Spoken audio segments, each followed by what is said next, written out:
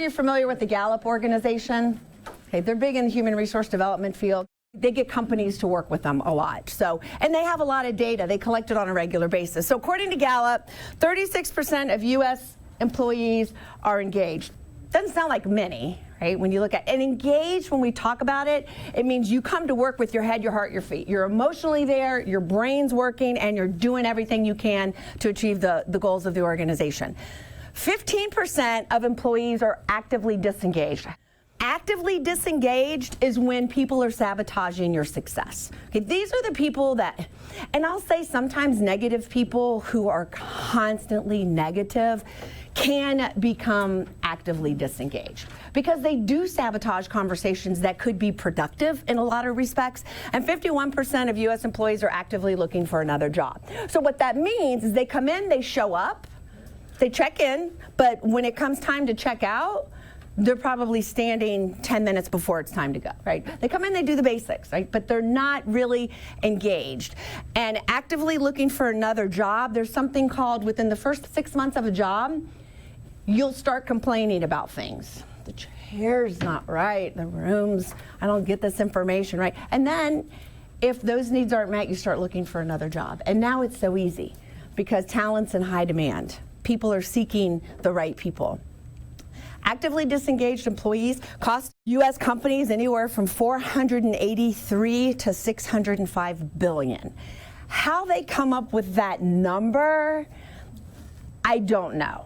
But part of my hunches is they look at absenteeism, they look at results from turnover exit interviews of organizations who choose to do them. They survey people who have recently left and find out why they've left. This number has gone up since I initially did my dissertation. It's kind of gone up 2 billion. 2 billion.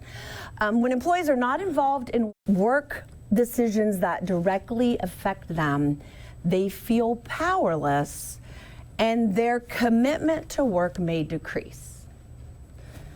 I think this is a powerful statement. Now, is it always possible to involve people in decisions that affect them? No.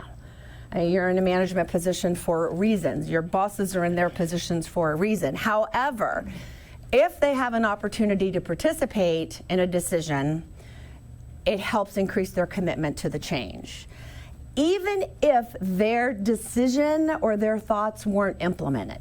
So what I mean by that is, if you come to me and say, Brenda, this is the change that we're doing, and I'm going to be like, I don't like it, I don't agree with it, I'm not okay with it, tell me about it. What do you think? And I tell them, I hear what you're saying, and as much as I hear what you're saying, and I understand where you're coming from, this is the decision that we're making. And if you can provide the why, it's great. I'm still more likely to support you in the decision if I've had a choice to voice my opinion and be heard. Even if you don't want to hear it, right?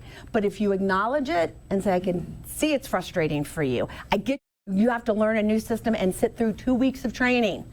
It's annoying because nobody else is doing your job. And we're going this direction because it's in the best interest of our citizens. All right. But at least I've been heard. Sounds crazy, but it makes a difference. When people do not believe their strengths are used, their motivation suffers and productivity declines. I've been in situations where I've been frustrated. I'm like, why didn't you ask me to do that? This is what I love to do. Why would you give it to that person over there? They didn't even want it. They're complaining about it. And then you don't feel recognized for what you bring to the table. So when people, and I know people who love numbers. Hey, you're great at numbers. You know how to write Excel sheets. You can do a access database and build forms. When are you free? Let me give you a call. People like to have their strengths played too. So this is a kind of interesting statistic, and it's relatively new. And I would guess it's changed in the past year. More than 1 in 3 employees have changed jobs within the last 3 years, and this data was collected over a year ago. 91 left their company to do so. So I think I heard someone over here transitions from one area to a city to another area. You wouldn't be counted in that. But if you went from one city to another city, you would. So it's one thing to keep talent in-house. It's another thing to lose talent out of the house, to go someplace else, because then you have to bring somebody brand new in and bring them up to speed. And what I'm hearing when I talk to companies and I go out and talk to people who are in HR top tier management positions because I'm designing this grad program, I'm like, what do you want to see in people? Adaptability, and we're having the hardest time, whether it's manufacturing, service, or education, finding people who fit not only the skill set we need, but the culture that we have. And I mean, really, they're completely different industries. I ask the same question, I'm capturing the same data, and that's the one thing, a culture fit, and if they don't have the skills, are they trainable in a short period of time? And I'm like, how's that going for you? And they're all saying it's kind of hard. It's kind of hard to find it right now. So the more you can create a culture that encourages engagement, the more likely you are to attract good talent, and the more likely you are to keep your talent. A sense of calling to a job and a sense of meaningfulness outweigh frustration with a work environment. Until you get to a point of the meaningfulness I feel in my job no longer balances this toxic work environment. That's when you choose to leave, or you choose to become disengaged because you don't want to give up the benefits, the longevity, what have you, right? Employees can quickly become disengaged if there's a disconnect between the employment deal and the reality. Hey, Brenda, you're hired to grow programs, build curriculum. Oh, wait, now you got to build forms, and now you got to enter data, and now you have to do recruiting and marketing and all these other things. Oh, wait a minute. I don't think that's what I signed up for. It's easier to become disengaged. However, if I have a sense of meaningfulness to my job, it sustains me and keeps me engaged, despite some of the other conflicts. During the pandemic, employee engagement scores went up to 38%, the highest they have seen since they've been measuring it, but that tended to be with people who were able to work from home, not people who were forced to be in public. And the more blue collar the job, meaning the less opportunity you have for innovation, the less likely you are to be engaged. So if you're overseeing or working on a production line, you need to look for quality improvement circles to give them an opportunity to become part of decision making as opposed to just running processes. Engagement leads to, which one of these jumps out at you as most important?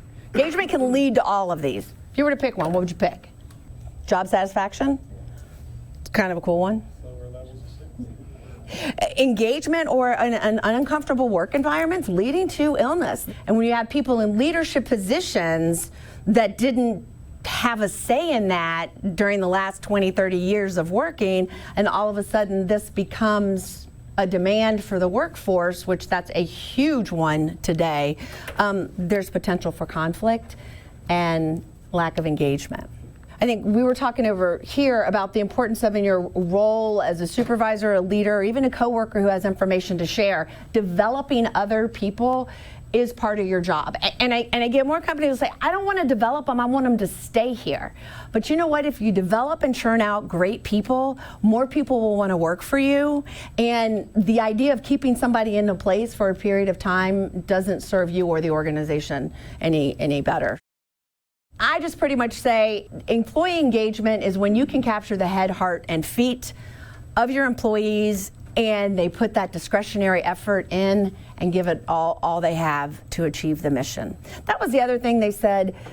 Disengaged managers create disengaged employees, which goes back to the importance of leading by example and modeling the way. Engaged employees, connection to their company, they drive innovation and they move the organization forward. You know, so would you say, based on that definition, you're engaged? What about the people you work with, all right? Or have you kind of checked out, you sleepwalk through your workday, you put time but not energy or passion into your job? Do you have people there? Might you be that person? Or then the worst one, they're not unhappy. Not only are they unhappy, they are actively acting out their unhappiness and figuring out ways to not share information. Well, you didn't ask me that specific question, therefore I didn't share it. Really? Right, those tend to be more disengaged.